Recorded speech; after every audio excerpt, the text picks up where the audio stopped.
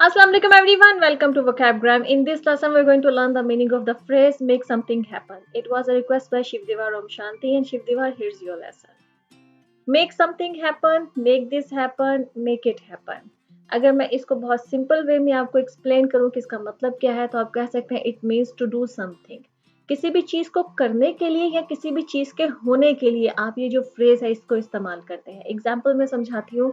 जैसे अगर आपने ये कहना हो कि मुझे ये काम करने के लिए पैसे चाहिए, तो इस जो सेंटेंस को अगर हम इंग्लिश में ट्रांसलेट करेंगे तो नॉर्मली हम इसको ट्रांसलेट करेंगे कि I need money to do this. ठीक है कि इसको करने के लिए मुझे पैसे चाहिए, I need money to do this. लेकिन अगर आपने इसको थोड़ा एडवांस इंग्लिश में बोलना है, थोड़ा अच्छे तरीके से बोलना है, अच्छी इंग्लिश में बोलना है, तो आप ये कह सकते हैं कि I need money to make this happen. कि ये जो काम है, ये जो भी काम हो सकता है, कुछ भी हो सकता है वो, ठीक है?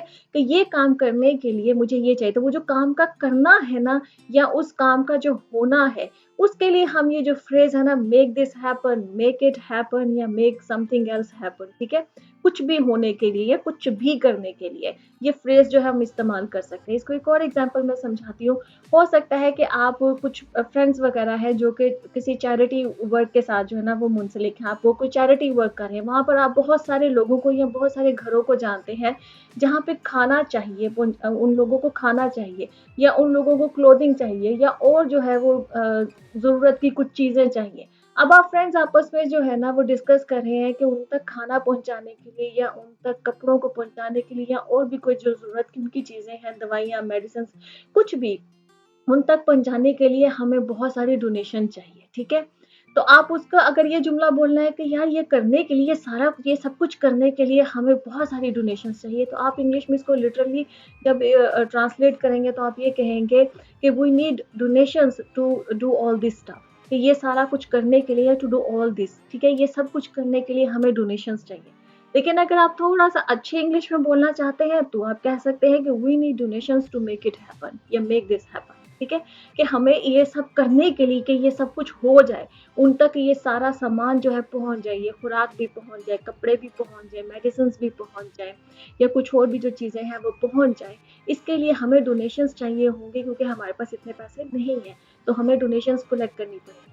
तो वो उस चीज़ को करने के लिए, होने के लिए आप ये make this happen, make it happen जो है ना, इसका इस्तेमाल कर सकते हैं। आई होप कि आपको ये समझ में आ गया होगा। Let's see some more example.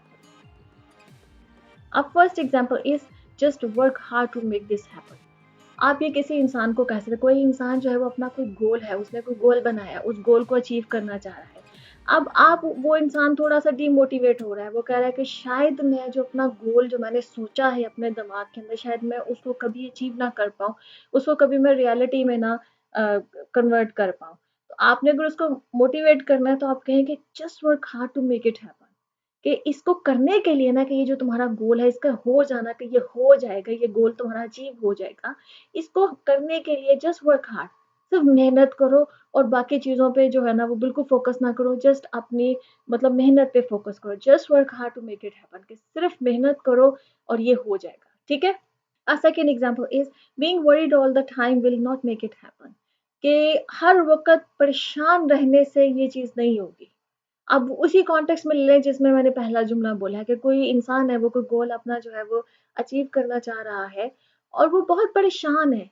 हाँ, ये होगा कि नहीं होगा, होगा कि नहीं होगा, वो हर वक़्त जो है ना इसी चीज़ में रहता है, इस परेशानी में रहता है कि मैं ये कर पाऊँगा कि नहीं कर पाऊँगा। उस वक़्त भी आप ये जुमला बोल सकते हैं कि being worried all the time, कि हर वक़्त परेशान रहने से will not make it happen, कि उसकी वज़ह से ये नहीं होगा। Just work hard to make this happen, ठीक है? परेशान रहने से ये नहीं होगा, तुम्हें सिर्फ मेहनत करोगे तो ये हो जाएगा, ठीक है?